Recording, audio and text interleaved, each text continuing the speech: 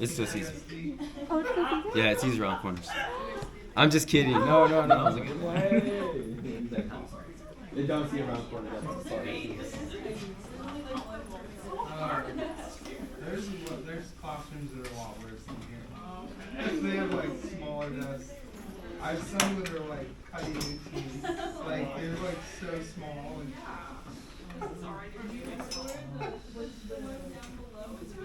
yeah. There you go. I feel like a jacket or a hoodie. Or a beanie. Or a pen.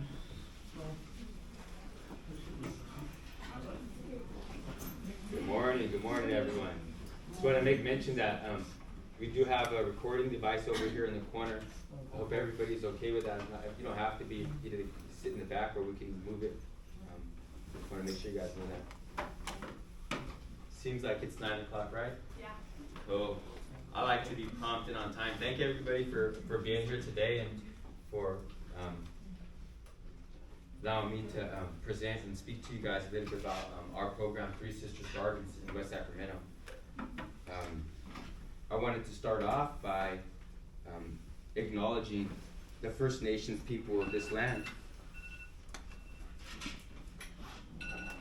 So we have the Nisenan, Miwok, Maidu, Nishinan,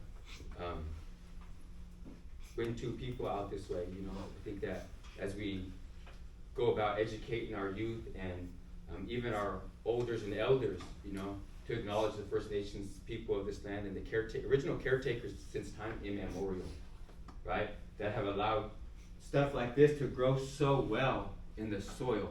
So I do want to ask, is there anyone here from First Nations from this California area? Okay. Because I would love to give them the honor and privilege to be able to say something. I don't have to speak for them. You know, I don't like people speaking for me. So, well, I do want to acknowledge them and give thanks for all that they've done in providing, nurturing the land. And there's so much that the First Nations people have done to protect this land, to build it up to this point, and still to do from this day. You know, the folks with the longest working track record when it comes to caring for and growing with the land. You know, nowadays we have terms like agroecology and permaculture, right? Which are just ways to put it in a book and package it and sell it, right? But the First Nations people have been here since time immemorial, growing with and for the land, not against. So, but again, pleasure to be able to present to you all the youngsters and folks out here feeding their minds and I'm sure lots of aspirations and dreams and hopes to go far with the education that you guys are getting. You know, so I hope to give you guys a true perspective from myself here today. So my name is Alfred Melbourne, and I'm the founder and director of Three Sisters Gardens. We're a native indigenous-led 501c3 based out of West Sacramento, California, formerly Broderick. And what we do is we work with the at potential, high promise youth. So youth that are potentially have problems maybe in school, need support, mentoring. We do that by the way of the 4 farms that we operate growing seasonal vegetables year-round in the community. I have the pleasure at this moment to be able to introduce to you Katrina Bursey. You guys may know as Kat over here. She's actually a farm manager with Three Sisters Gardens, or farm manager assistant with Three Sisters Gardens. And probably the one that harvested the vegetables you see here. So, yeah, so we grow seasonal vegetables year-round with the youth out in the community. The goal is to give back from 40 up to 60% of what we grow right back to the community. There couldn't be a more important reason than it being designated a food desert by the USDA. Are you guys familiar with what a food desert is? See a lot of head shaking? Cool. See, that's the thing. A lot of us know what the problems are, right? I mean, we have to be working on towards the solutions for them. It's the big thing. A lot of planning, a lot of thinking. We need action. So, yeah, designated a food desert by the USDA. And you couple that with gang injunction, over-criminalizing youth, right? Mainly native, indigenous, people of color, right? And you start to see these certain things that fall into place, different patterns, and how you allow a system to build up and work against certain people. So, you know, we know what the problems are, and so we're providing solutions. The biggest solution that we're providing, 22,000 pounds, what we donated last year to the community. 22,000 pounds. Come on, guys. Imagine 4 vacant lots that weren't doing anything previously, right? Working with these young warriors out there in the streets that could be doing anything else with their time, right? So we need to create new rites of passages, ways to inspire them, to get them to see the potential in themselves. Why? Just like you guys, our future leaders, our whole hope for humanity, for the reason us being. It's not for commercial gain and capital, right? We've done all that. We've maxed that out and seen what that system will get us. We've depleted the earth to a point that, you know, we need to start really considering the things that we're doing and what we're taking out of her. So I have some things here today. We'll get more on the program, you guys, and give you guys the opportunity to ask me questions. I have a bunch of things I want to bring up. You know, food sovereignty, big one, over food security, right? Let you guys think about that a second. But what we have here is a lavender cauliflower, lettuce, cabbage, carrots, some more lettuce, cauliflower, carrots. This piece here, though, I'm totally amazed by this, and I don't mind. I want to pass this around if you guys, you know, have those like demonstration type things. But so, just gonna pass it on. You don't mind? Just like get a feel and throw it back. Tell me what you think. You guys can jack. We'll let's keep going past it while I'm talking. So what we're talking about here, you guys, is I tell everybody that Three Sisters Gardens ain't doing nothing if we ain't growing nutrient-dense organic vegetables for the community. And when I say nutrient-dense, you guys are gonna feel it here in a second, right? This is the stuff that we're growing out here in the community. These specialty crops that we're giving access to a community that has been totally shut out, changing the paradigm, right? And telling our own story while we're doing it, right? Because we know that we come from greatness. We've been here since time immemorial, and we need to let that come through. There's so much information and things going on around us right now in this time and age, right?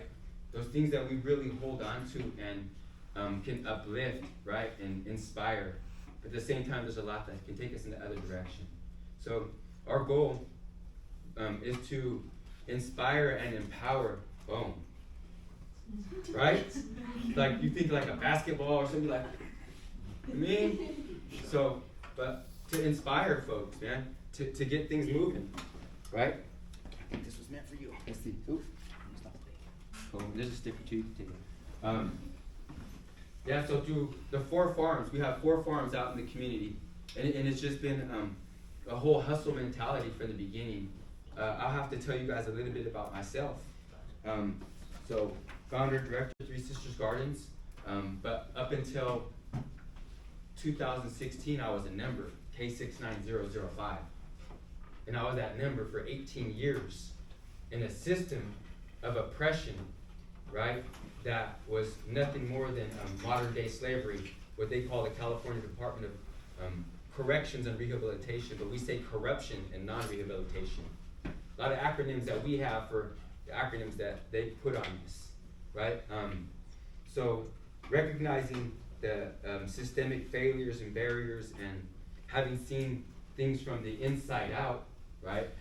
That's why I say I have the privilege to be able to speak to you youth here today. Having walked out of a place that, for all intents and purposes, I was dead to the world. I was dead to myself when I went in. But when I came out, I was fully awake, but with my hands tied behind my back, still with not being able to do anything. And it took a lot of will and determination and soul searching and finding, right? To you can have it. You know, you can have it. We want it to go to a good home. So, yeah. So 5.5 years later, 4 farms out in the neighborhood. We're working on a 5th one in the neighborhood to just use educational and demonstration space for native indigenous knowledge and wisdom, because we have not that much access to water at that particular site. But hustle mentality, a lot of the same things that we learned on the streets to promote madness and chaos, we turn around and start using for good. And so every year since 2018, we increased the field. It's like any business, right? Using the same skills that we had out for bad to do good now. So we have the 4 fields.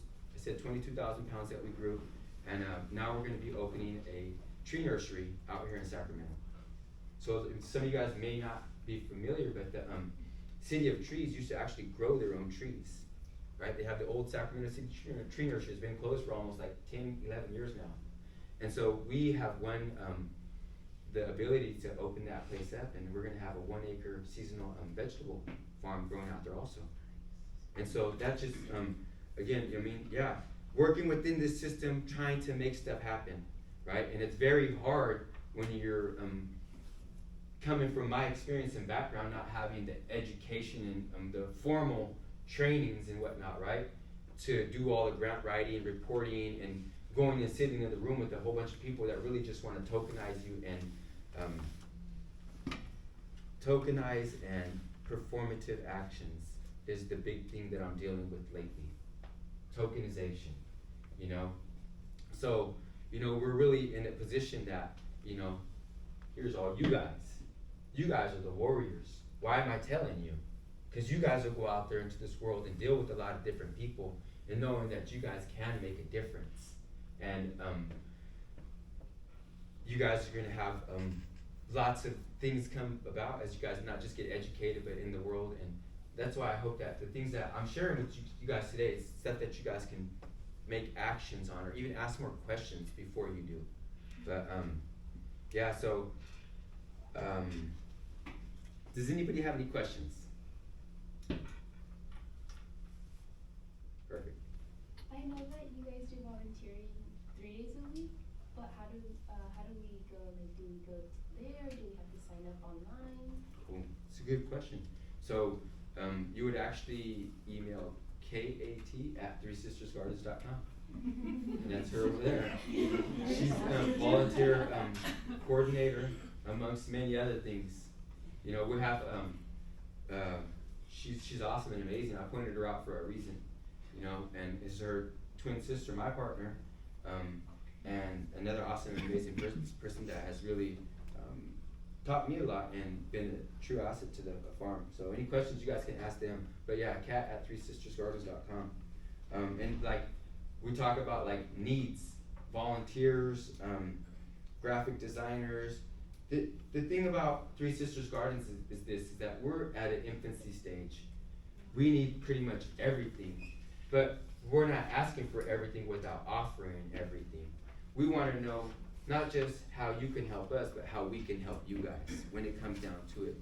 So we do have some questionnaires and things that we'd like to ask of you guys as you come on to join us, so that it's not just like we want you to come and use your time and get what we can out of you, your labor, without teaching you something and then seeing what you really have to offer us. I think as we grow and we move throughout community, we build networks, we really have to know like asset building, what we have and what strengths, where our weaknesses are, and how we can cross train everybody, so that it's not one person up here. This should come up here. Chris should come up. We should all be rotating, right? So it's not any one person that people can look at. Believe me, you guys, I promise you, I do not want to be the one standing up to the target. And I will say, like, look at Malcolm X, Martin Luther King, all these Huey P. Newton, George Jackson, all these other warriors that chose to use their voice and speak up and stand out. So believe me, I don't want to be standing out. I want all of us to be rotating, make these organizations, these units so strong so that you don't know who a leader is. Everybody's a leader, right? So that's where we're at today, you guys. All of you guys are leaders. All of us are. We're all in this together. That's the mentality, you guys. And I bring these sacred things up here to come in these square boxes in these houses so that we could bring medicine up in here. That's what we're lacking. We get all closed up. We're talking about agroecology. We should be out there in the hills seeing it and feeling it, living it, catching those vibrations, right? Getting our phones and throwing them the heck away from us. Yeah. But they're good. We need to use them while they're still up, the satellites up there in the sky, right? But don't let them consume us. Use them for what they're worth. Don't let them use us and dominate. I have a whole topic that I've been going over in my mind over that. Social networking and social media. You know what I mean? Social networking is supposed to be for us to work with each other, communicate, build, and do stuff out of there. Not social media is you're just watching it all day, and you're just like TV in your pocket, and you're just like this. People are falling off cliffs and into sewer holes and all that. But I'll say that. You mean being outdoors? You guys are supposed to be coming to our farm soon, and that's the best case scenario. Getting all your guys' feet on the ground out there and really coming in touch with all those plant medicines that are going to provide food for the elders, women, and children. And remember, like I said, vibrations a minute ago. Vibrations are coming out of my mouth right now, and they're hitting your eardrums, and they're making sounds in there, and you guys are hearing them. People say words don't hurt. Well, these words are traveling and making something happen over here, right? So we need to be conscious of all of our words that we put out there and these vibrations. So, but I'm gonna get back on track. I think here, food sovereignty, food security is something that I wanted to touch on. So we're a food sovereignty movement. What does that mean? Do you got anybody know the difference between food sovereignty and food security? Take some guesses. Is it like having more ownership over your food and how it's produced? Definitely. One more. Come on, somebody. Don't be shy, guys. Food sovereignty versus food security. You guys know what a food bank is? Right? You ever guys see a food bank recently? Anybody volunteer at a food bank? Oh, okay. So giving out a lot of canned goods, boxed goods, and usually a lot of people there, right? Yeah. Lined up, and about how regular do you think? Well, the one that I go to in Elk Grove was about like 20, 30, 40 people sometimes. Yeah. It was breakfast. We'd do breakfast and lunch. Cool. Yeah, and things have picked up recently, especially because of the pandemic. I think you guys all know that, right? And that's not even sustainable though either. You know, we're just taking things that are going bad on the shelf. So why are we producing all this other stuff for all these other reasons? We're doing a whole bunch of stuff for a lot of no good reasons. And so food security would be the food banks, the food pantries, the food closets, where they go and you're constantly having to come back and they're giving you a little, then you come back. Then they give you a little bit more, and you come back. And you're really desperate, so you keep coming back and you keep coming back. And so you're always coming back. You know what I mean? To me, it's like, shooting fish in a barrel. I mean, that's the furthest extent that I see. And so food security is cool because we need it, right? There's such a need, but food sovereignty, growing food in a culturally relevant way, right? That's good for the earth, right? And so you're growing food that's good for you, your people, historically, that, you know what I mean? Your whole DNA and your whole body and existence has gotten used to and survived on.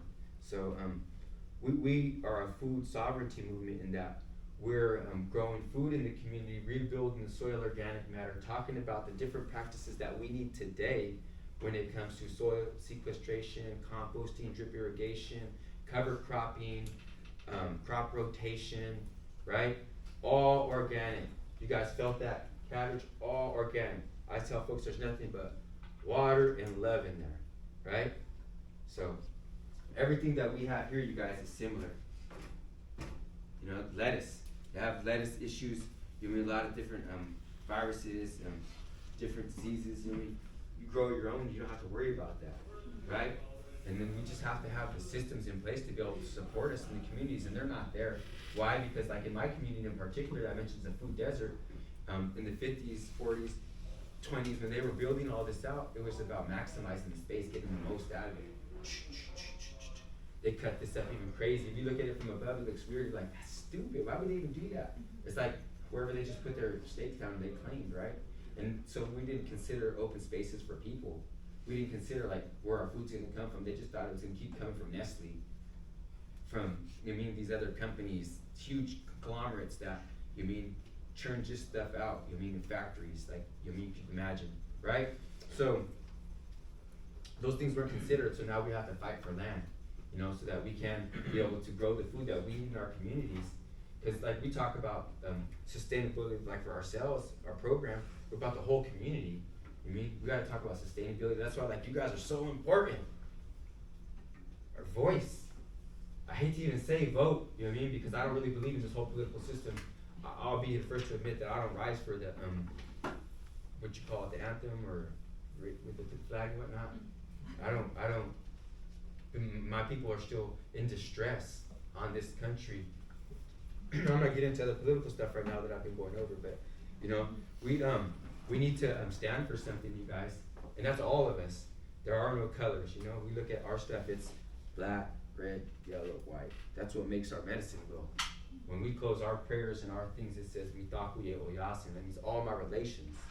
So, food sovereignty is what we need, you guys, not food security.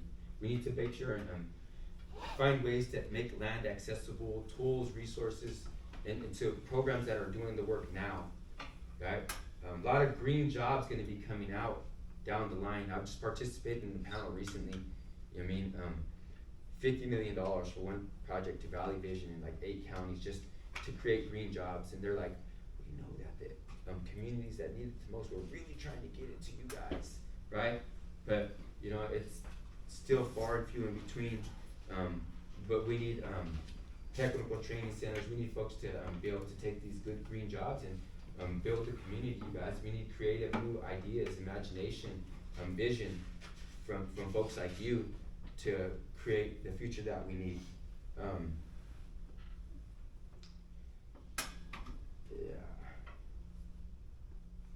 So, organization. It's one of the things that, I mean, we talk about, I mean, how we plan and we do things, you know, it's not gonna be one of us having one great idea and then patenting it and selling it and, you know, getting rich. It's gonna be something that we're all inclusive in and, you know, we come together as one and be able to work towards. I mentioned like capital, you know, that whole system has reached its peak. I mean, they talk about like the ever-growing economy. Like, look at that system. The economy, it maxes out at a certain point and it just fails. It just put that on a petri dish and look how it is gonna expand to a point where it can't contain itself no more. So we need to think of different ways. But you guys are in the classroom, agroecology, permaculture, where you guys are wanting to learn how to create better systems, I imagine, right? So, Three Sisters Gardens, one of the best things that we do in our community, aside from like all the food that we grow and give back, is we create these little microclimates where we're at, right? And we plant all these beautiful native hedgerows on the outside. Please, you guys, go and look at us on Instagram and go look at some of the pictures that we posted, Three Sisters Gardens, right? And you'll see that how beautifully we design these spaces, right? But we put the flowers and we want to do hedgerows on the outside so we could bring in the pollinators.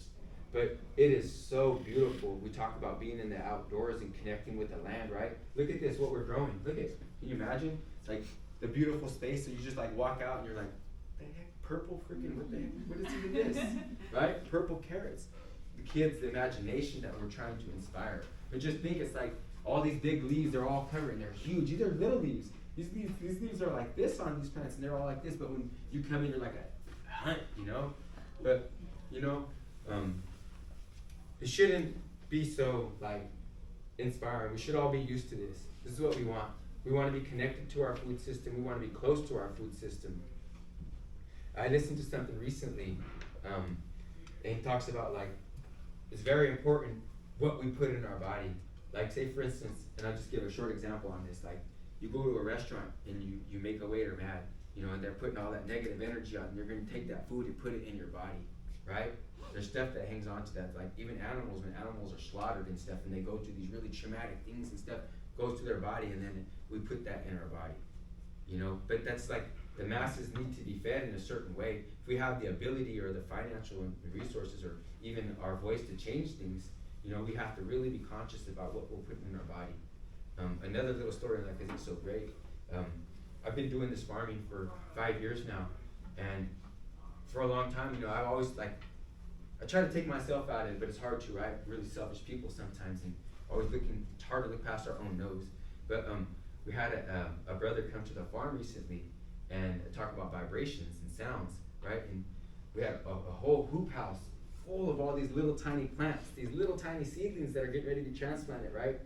And he's a medicine man, and he says before he was leaving our meeting, his name's Nathan Blacksmith, and he works with Sacramento Native American Health Center, right? He said, hey bro, you're gonna think this is crazy.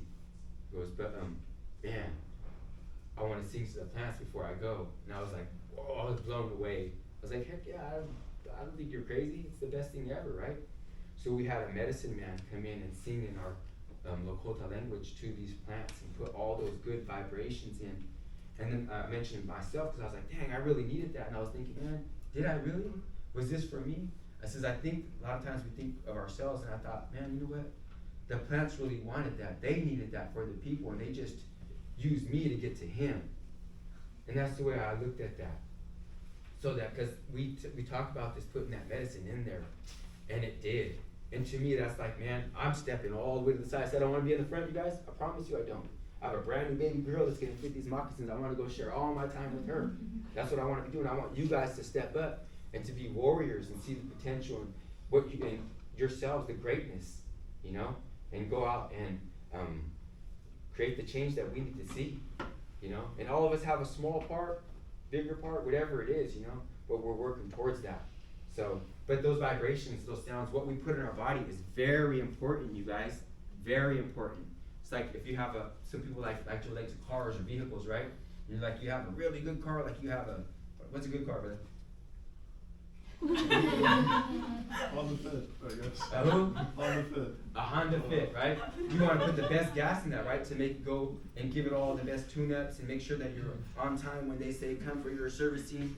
You're going to be all there, right? But we're hardly doing that for our bodies, you know? And that's our most important vehicle. That's going to take you further than that car ever will. It's going to take you past 100 of those cars, right? And so that's why it's very important what we put in our body and what you guys are learning here from C and from your peers, so that you guys can take that, absorb it, right? Not everything. Sometimes it's going to be a whole bunch of stuff on the shelves. You're like, none of that's for me. This is one right here. Hold on to that, right? You're going to shove a lot of stuff in your brains, but sometimes it's just like, get that cloudiness out, but grab that one thing and hold on to something, right? And sometimes you can't move right away, but figure it out. And if you can't do it yourself, then find somebody else to help you, right? If it's a good enough idea, if it's got some legs, you know what I mean? People are going to get behind it. Just like we have Three Sisters Gardens. Native Indigenous led by an ex-convict in the community, right? Working with these young warriors that I see myself in, that are out there on these streets, on these corners, stranded, looking for something, right? We say a new rite of passage, giving them, you know what I mean, the ability to feed their community, giving them respect. When the elders see them and they're like, man, thank you so much for what you're doing. That's what was missing. So we talk about companion planting, right? The Three Sisters. Does anyone even know what the Three Sisters are? Was it corn, squash, and beans? Boom. Perfect. Corn, squash, and beans, you guys. Corn, squash, and beans. So traditional Native American companion plants, right? Grown on Turtle Island here since time immemorial. And that's our name, you guys, Three Sisters Gardens. We love it. Yeah. So always acknowledging Native Indigenous knowledge and wisdom, right? But so, do you guys know how they grow together? We haven't talked about it. Cool, do you mind? Awesome. I'm gonna share? No, you should go Cool. ahead. So really quickly, so the corn, you probably want to let it grow about 12, 14 inches, right? And corn takes a lot of nitrogen to grow. So we're already hopefully building the soil system and working it, right? Not just throwing seeds in the ground. But so that corn takes a lot of nitrogen to grow. So we'll plant the beans next to it once it gets about 12, 14 inches, gets tall. So the beans are natural nitrogen, natural nitrogen fixers, right? So by their whole existence just growing, they're adding nitrogen into the ground. And the corn's saying, man, that's I'll take that, and it's shooting up. And the corn's like, man, I'm gonna grab that right with you then. So they're both working with each other, right? Kind of climbing up. But you let the corn get a little start, because the beans will pull it down and take it down if you don't let that corn get established. And so now that they're taking this ride and they're just cool, gelling with each other, having this good little trip, then you put the squash down. And the squash got these huge big leaves that just kind of, it inhibits the weeds because they can't get the sun that they need. We all need sun, right? So they're like, man, I can't get none. They're still low, very scrawny and tiny. And then, you know, the leaves also cover the ground, right? So it keeps the moisture in. And then, man, you guys like squash? squash grows crazy, you guys, crazy. Our denja, right, is one of the first ones that starts with the green zucchini. Man, we do tempest, like a little bell. No, tempest is like, yeah, like a little bell. We do yellowfin. We do zephyr, another yellow one. Yeah, patty pan. And we could do more, right? But it goes crazy. Like, the first, like, once it starts growing, we'll have like 400 pounds right off the bat. Walk around bags. But those 3 companion plants been grown here since time immemorial by the First Nations people. And they grow together like that. Like, that's what we call them sisters. Sister plants. Companion, they work together, right? And so we like to, in our program, make the same connection with our youth, adults, and the elders. So our program's goal is to bring all these folks together. We know that those are things, essential things that are missing within our community, with the village, right? A lot of things got separated. Parents had to work really hard, and no one's really in the home. TV dinners and all these poor nutrition kind of got us into a point where we're like a stagnation. But it doesn't mean like things are all bad. You know? We able to reconnect to the land, get with all of our young folks, be able to share good information and knowledge, making sure that we're engaging folks. And these youngsters that are in our program, you know, it's like for us creating a new rite of passage, you know, giving them that respect and responsibility. You know, that we used to give them. In my culture, in my people's ways, at 11, 12, we would have already been out there protecting. I would have been trying to go as far as I can to see if anything's coming, so I could be the first one to come back and let the people know the crow's coming, right? Those were one of our traditional rivalries, I'll say, back in the day, or whoever it was, right? And we wanted to gain respect and honor of our elders, right? But there's been breaks all over the place, you guys. That doesn't mean like everything's broken. There's just little fissures and micro cracks that need to be filled in, and that's where all of us come in. It comes in with a good word in the morning. It comes in with a hello. It comes in with being positive and putting those good vibrations out there so we can bring things back into balance. I'm really, really big on these vibrations right now, and sounds. Yeah, just, it's like we're missing something. We're hearing all these other sounds that got us like in a trance. We're stuck over here, but once we detach and get onto different vibration, and we can catch the vibes of the earth that's under our feet. And that's why I want these for my daughter, so that there's very little that can disconnect her, keep her grounded. To me, she is the total future and what is going to be evolution for all of us. Because I think that's what we have to look towards. It's not revolution. Why would we want revolution? No, that's messy, that's crazy, we don't win that way. But we need to evolve and get past where we're currently at. What do you guys see as the next thing? What are we going to get, like a diverse, horror? I mean, I think that we have to be looking towards bigger things. I apologize if I'm challenging people's beliefs and some of the norms that you guys have, you know, by calling some of these things out. But, you know, I think that's what has to happen, you know. I mentioned to some of the folks earlier when you guys got here, you know, I have these things up here, right? These are the things that we're making to support our program. Why? Because we don't want to just ask for something for nothing. We want to be able to give something back with something quality. It does cost us stuff to invest, but you know, we want to put our brand out there. We don't get support from like Nikes or Reeboks or those types of corporate companies that we spend a lot of money on but don't really give a lot back to our community, so that we'll do for ourselves. I just wanted to give you guys an example, you know, for the things that we could be doing, and you could even be doing for yourselves, you know, to make our own brands, to support ourselves, and good organizations like Three Sisters Gardens. So we will have things for sale soon on our webpage. And it's not a shameless plug, because you guys are going to get a good piece of clothing, whether it's a shirt, a jacket, or otherwise, and then we get to train our youth to be making all this stuff. So that's another hustle, because we know that the industry is going to be increasing by like 27% over the next 2 to 5 years at least, right? But that's not agroecology.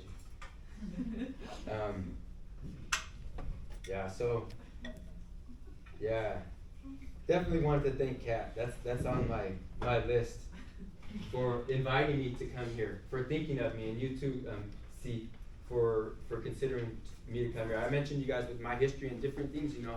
A lot of people they don't respect us for where we've been, you know, but what's crazy is that I went to a university and school at 19 years old and got an education that you couldn't buy if you wanted to, right? And it's not, incarceration is not something I would wish upon my worst enemy if I had one, and I say that in all sincerity. And some people have done some awful things to me, but I don't consider them enemies, you know? It's just, these systems in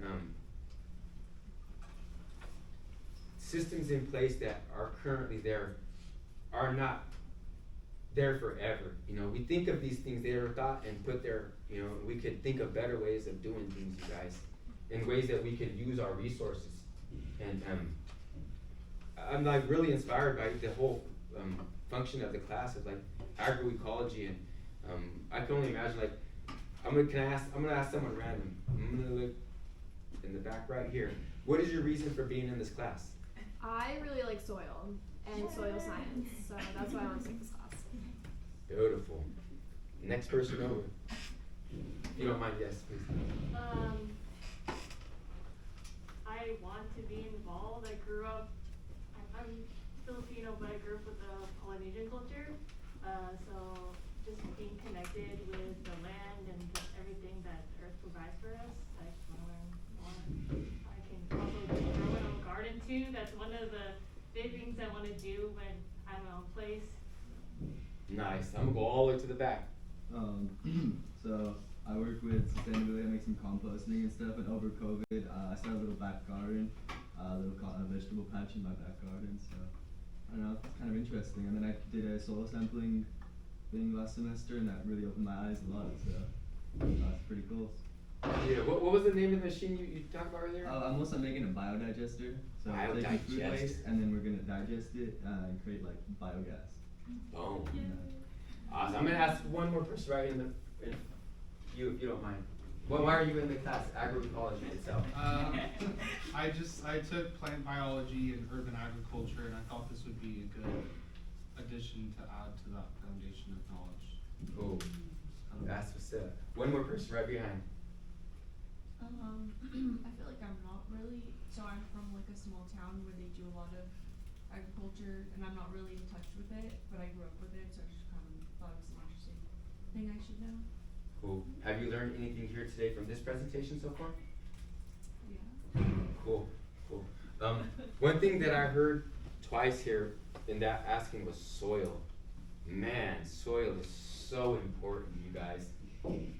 We want to have healthy bodies, then we have to have healthy soil, because that's where we're growing the food. If you have the best seeds, the best plants, and you're put in bad soil, it's not gonna grow well, right?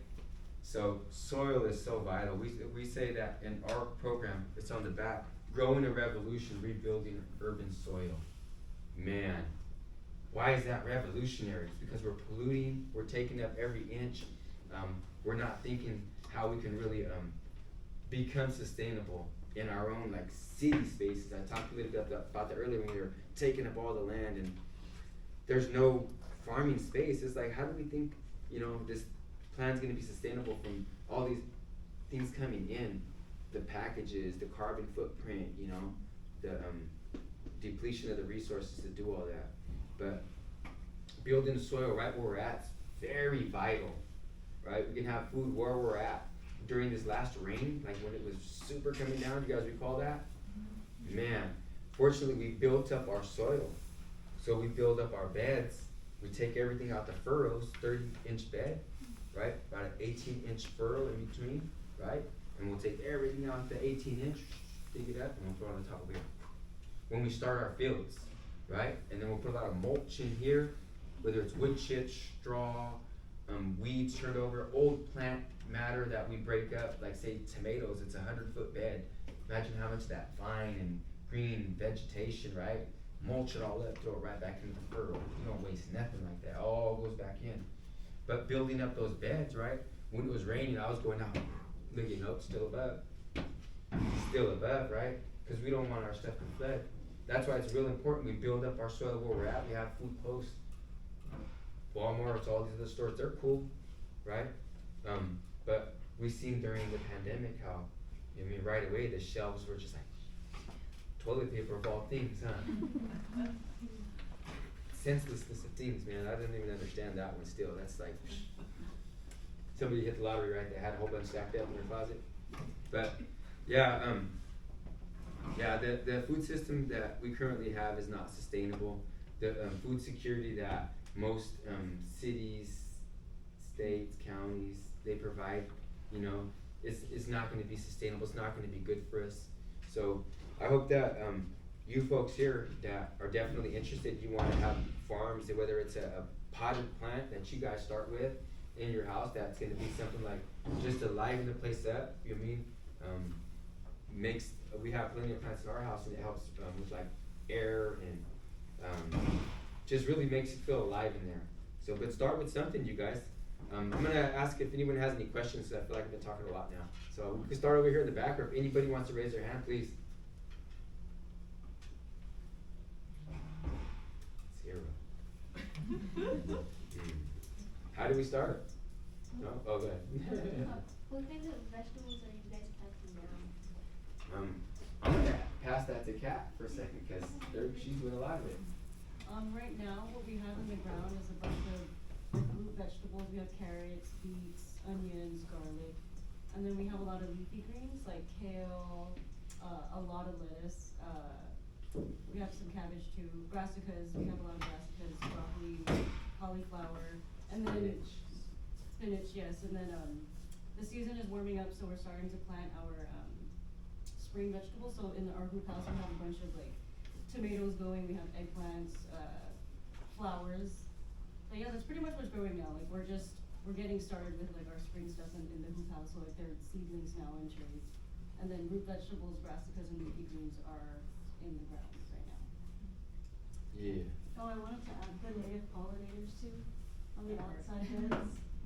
Yeah. Yeah, that's a good question, man. I'm so excited. I've been eating carrots and lettuce, and I really want some of our tomatoes, cucumbers, our corn. Oh man, our corn is the best. But the thing about it is that you guys can grow it too. You know, work on your soil, build it up. I encourage all of you guys, if you don't have land and you want some, you guys know what a guerrilla garden is? I'll tell you guys what a guerrilla garden is. They're covering with a lot of that noise over there. So a guerrilla garden is that if you have access to water and space, you know, you just basically go and you use the land. You know, it's sometimes easier to ask for forgiveness than permission. You know, but if you're gonna utilize it for a good space and you're growing food for the elders, women and children, you know, how can they deny that, right? If the city hasn't thought about it and they're not doing it, it's like, well, shit, how come you guys ain't doing this yourselves? You know, it's always trying to figure out, like, stop people, and they'll send like 40 police and helicopters with drones and everything to stop you from doing something, all the resources, when they could have just provided resources to really facilitate and make stuff happen. I look forward to that class though, where we're talking about the criminal injustice system and some of those things. That's not today. But yeah, guerrilla garden, you guys. Really, you would not be wrong if you asked me. Find ways to grow food, and if you guys know people that have land, you know, I know it's like I'm probably asking a lot right now. You're like, dang, I just wanted a couple plants on my porch, you know. But there's ways that people that are doing it, people like me, that help facilitate. Use your voice. Talk about in your circles where you're at, and build momentum and support that way. Because we really do need help. Mentioned my background and things. It hasn't been easy to go in a room with a lot of these professional types, and you know, especially even just having a feather, they're like, this guy, you know what I mean? Shaman, you know what I mean? And it's just like we're challenging and breaking down boundaries and barriers, and we're really getting a lot done. But we need help from folks like you that really are going to be like in other spaces. If I create a little ripple in your mind and cause some change, and then hope that you guys do that somewhere else. If I'm able to leave here with anything today, is that we planted seeds of growth and of ideas to really go out and do something, you guys. Today is a day of doing. Maybe you're thinking type and you want to Like plan a little, okay, plan, but do something still too. Do it. I mean, yeah, that's one of the main things that I attend a lot of different like panels. We talk about like the climate crisis, right? And I go into these rooms with like 40 different professional type people, and everyone walks in with briefcases and these loafers and whatnots, right? And they smell so good, and their nails are so clean. And I walk up into the front, and I'm pretty clean right now. I feel clean right now, right? Dressed up for you guys. And I'm looking at these folks, and I look at their hands, right? Look at their shoes, and I'd be like, that there's an emergency, that there's a catastrophe, that there's impending, you know what I mean, doom, right? And then you guys are moving like there is. You guys all look too clean. We should be doing this out in the field. I could use all you guys too, but everybody there to come out and work in the field. And then you benefit from being in the sun, the vitamin D, coming into contact with the Mother Earth, the antidepressants that are naturally in the earth that soothe, right? And then people benefit because they get the food that you guys are going to help grow. You get some too, changing yourself. But in all these meetings, it's like these people are not, no one's really moving. And that's the shame, you guys, because these are the people that we're counting on.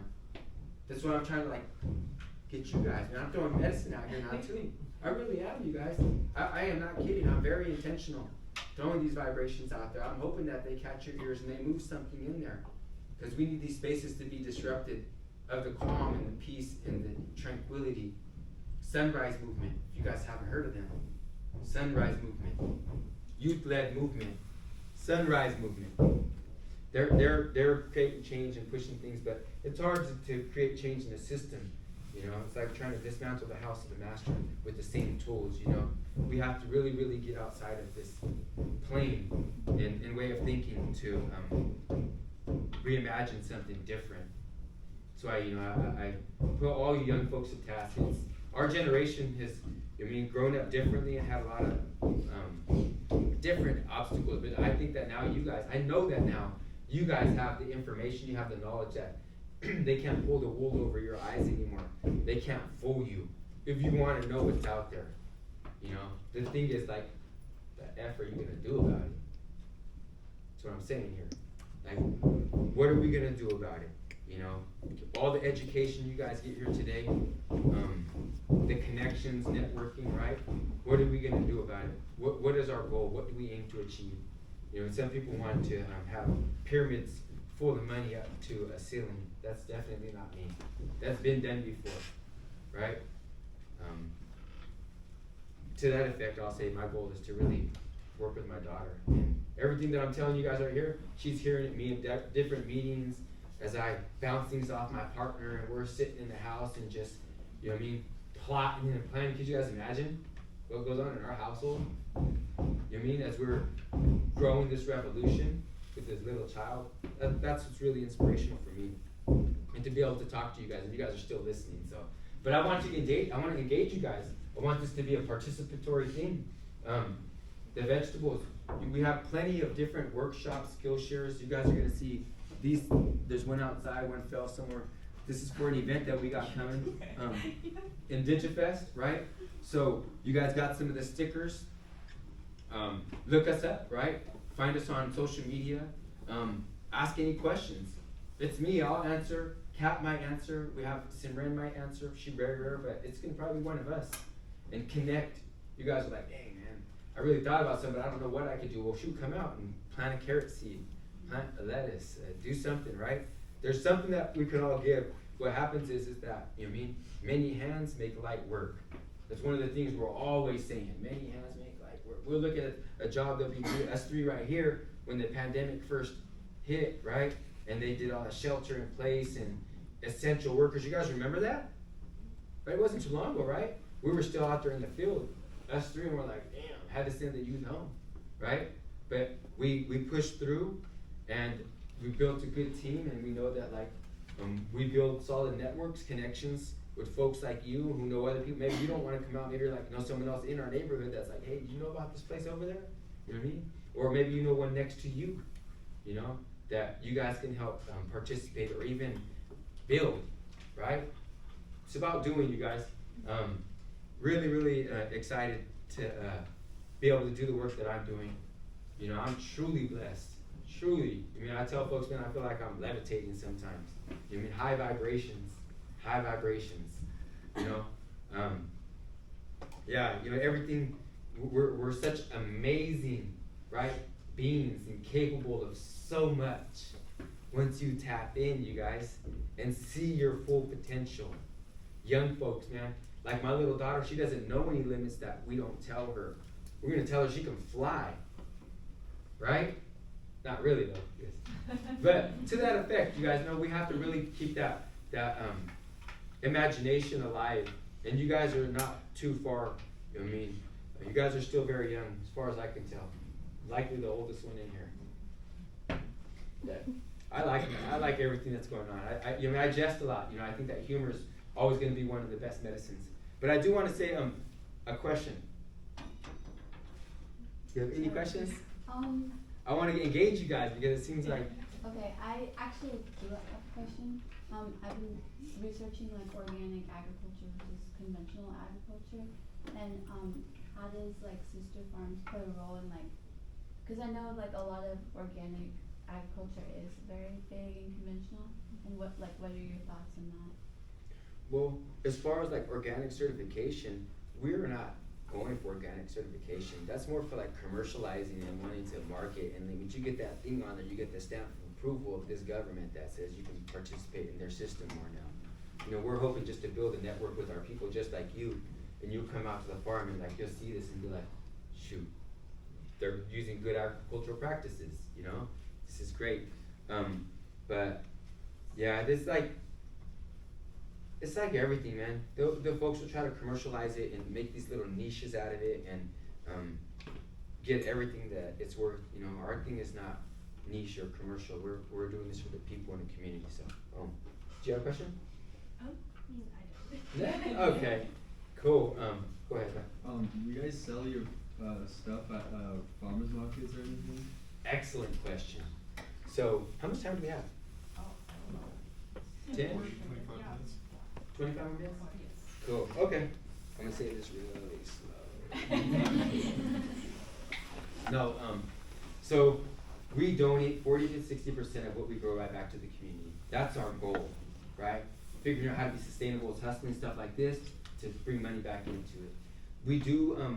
This last season, we participated in a farmers market, neighborhood farmers market in West Sacramento. It was the first year again, and we lost money every time. Every time. It was kind of fun, right? But we lost money every time. As a nonprofit, okay, cool, you can lose money. You're not in it for profit, right? But we're not in it for losing money either. You know what I mean? So that went pretty good. We got some exposure. We put awesome displays. If you guys go on Facebook or Instagram, you guys go back a little bit, you'll see. It's all about display, right? We know how to put our stuff out there and make it look good, but we just didn't get the support from the community. We do have contracts with the school district, right? And there's so much money being pumped into the school district right now for healthy, for the kids, especially our communities that they know have a lot of barriers, right? Mainly communities of color. But for us, like to tap into that, it's kind of hard because we're a smaller org and we're not doing like 100,000 pounds, right? But we're fighting to get in. We should. They have to make a way for us, right? So we're working on that. We do a CSA. I'm just going to go into all our different marketing strategies now. A CSA, which the amazing Katrina's leading for us. We've done it before, but we're kind of redoing it this season around. Cream of the crop, best, you know, what we call it. We get the cream of the crop, put it in a box. Man, stuff's getting expensive now. And you've seen that, right? Get your dents. If we're going by the pound, man. But so we do the CSA, we do the schools. We have a restaurant, Magpie, one that we really like. It's on 16th and P, right? And we sell to them. And when we sell our stuff, I promise you guys, top notch. If you ask me for wholesale, blowing on you, man. You gotta know who's growing this. These little warriors out here in the community. But again, you know what that comes down to? I like that. It's got the drum beat going. It comes down to knowing your value. Knowing your value, you guys. We know our value and we don't let them devalue us and put a lower number on us. Right? So we don't get into conversations like that. We want exactly what it's worth. We're gonna be lowball. This ain't the car dealership. I mean, we know our worth. So did I leave any out? For marketing? Yeah. No, that's pretty much Yeah. it. Oh, I left one of the most essential parts. Our community shareholders in community giving. Oh. So this season, what we're doing, the 40 to 60% that we give away, we're working on a program. We're calling it. It's a community shareholder, like a stakeholder in our position, in our program.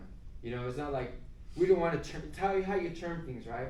So if you're in the program and we're getting money through grants and whatever to grow this food, well, you're a stakeholder in this. You're not a byproduct. You're the reason why we're here. So you're a stakeholder, and that's the way I'm terming it. We are, and then we can be able to get them involved in the program, let them be a participant. So as a stakeholder, you can give back by sharing story. We have, what is the lady's name that you guys give the vegetables to on the corner at Las Casitas? Oh, Angelina? Angelina.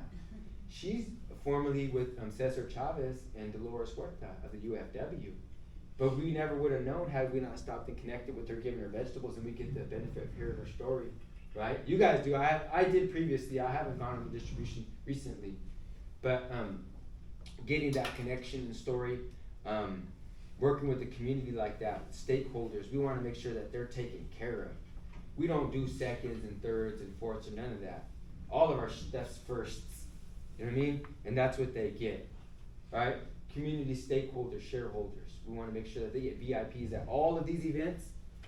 Last year we spent close to $20K on this event. And all of our community stakeholders, and they'll get VIP. Elders get to come straight up. And that's what we're trying to build. So we talk about like where our stuff's going. That's where we want it to go, and that's how we consider our community members and those getting involved. If they want to come out and volunteer, great. They want to, like I said, story. There's different things that they offer us. That I mean, it's not always about monetary exchange, this capital system that we're handing over to each other. Any more questions? That was a really good one, though. Go ahead. How'd you come up with the idea to even start this? Very good question. So I mentioned to you guys that I spent a lot of time behind the walls. When I got out in 2016, I was sitting with my elder. This didn't start until 18 and 16. I was working really hard trying to prove myself. I thought the more that I knew, the more that I was worth for this company. And I won't say their name, but a very, very bad taste in regards to them. But so it didn't turn out to be a lot of false promises, and I was just stuck at a point on parole, not knowing like so many uncertainties. They talk about like shit's hard. Oh my gosh, shit was hard. And then I sat there and I talked to the elder, and he was like, man, he looked at, there was an open space next to his house. We were just sitting there at night. He's like, man, do something here. Like, it's like, all right. And it was just a whole bunch of refuse. If you guys go back in our story, back to 18, you'll see some. And I brought it back up and shared stories and some of that recently. But it was just an open lot. So I threw myself into that. I mean, after work, and just transformed one lot. And then with 7 beds, now we have 17 beds on that same lot. But we just started with 7 little beds that expanded, right? It's like we really just had like an idea. But again, once we just saw, it was like you see something good and you're like right away like, dang, why wasn't I doing this, right? And the benefits of having just one little spot it's so small and tiny and almost insignificant, and you would miss it, right? But it freaking kicked all this off, man. And I've been all over the place now. They want me to go speak different places, right? But I refuse anymore.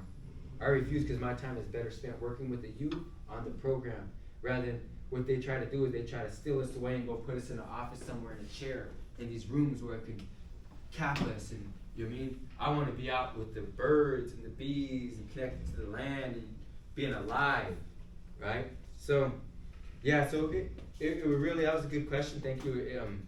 For me, it was the start of my whole journey and even culminating right here today, you know. And I was on a different path.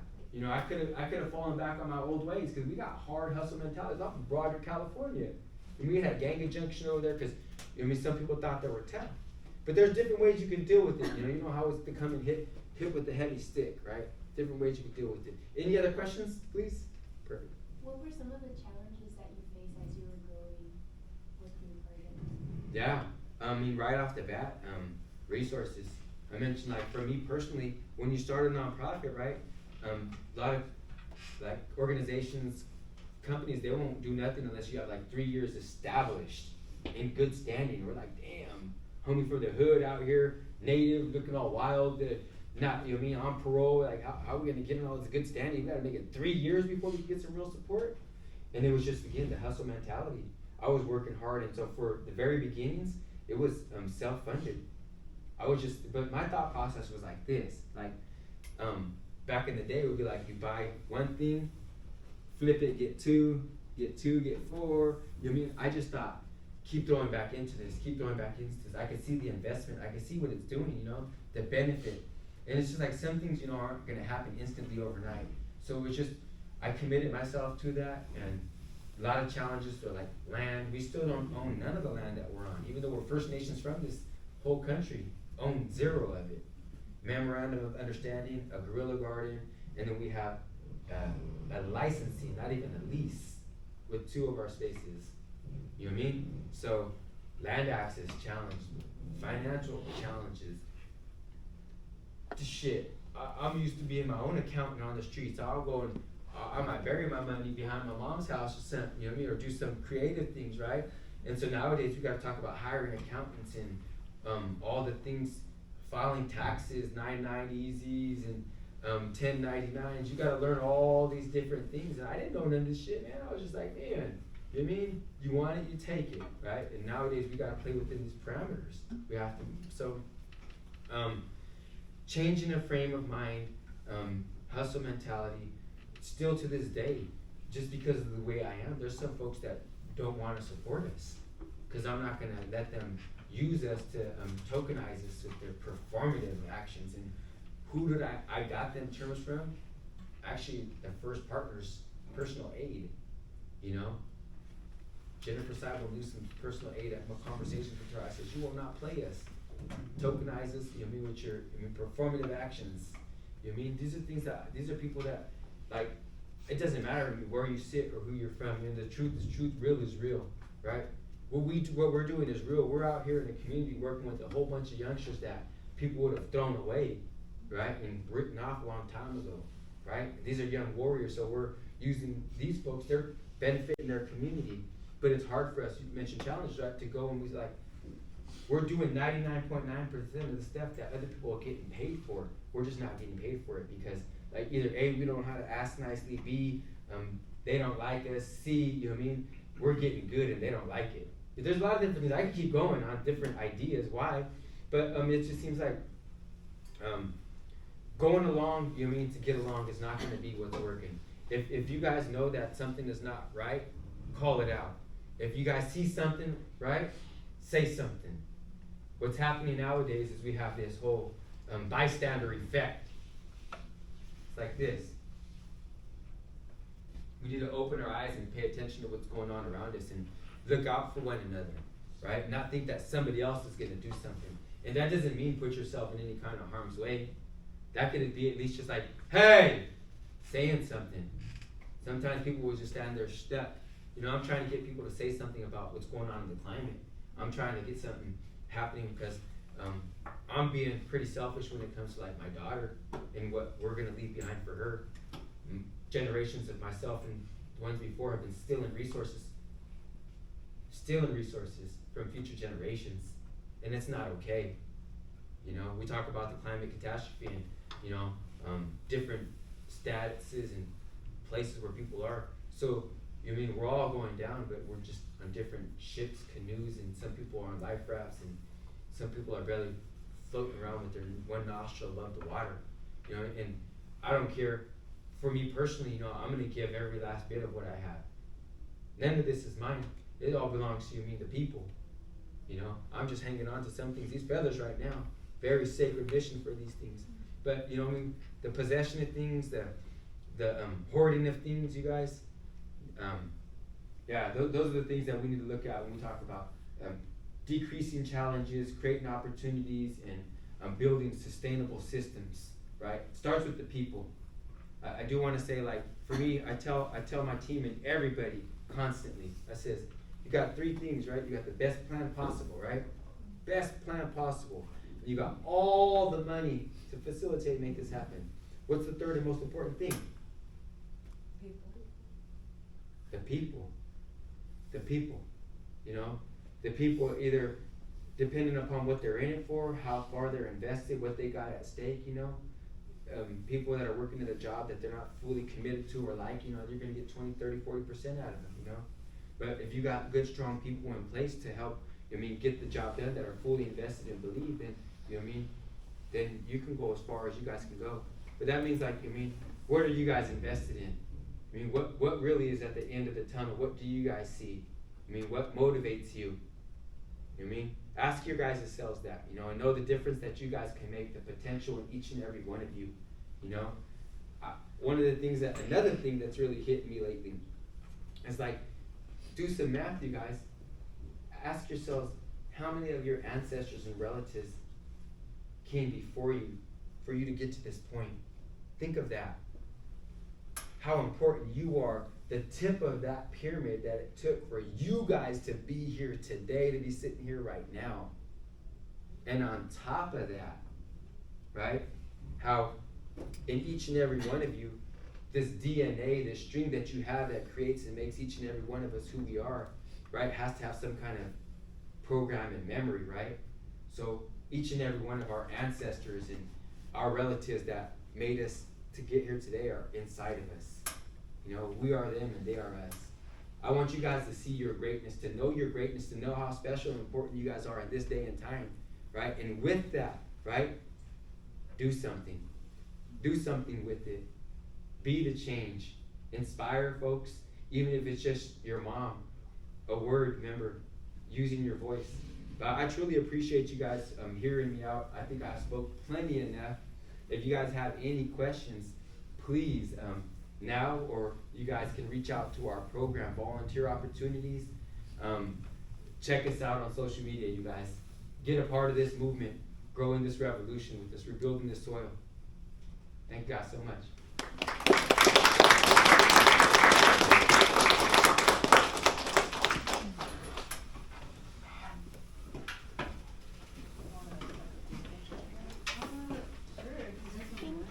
Thank you. Thank you.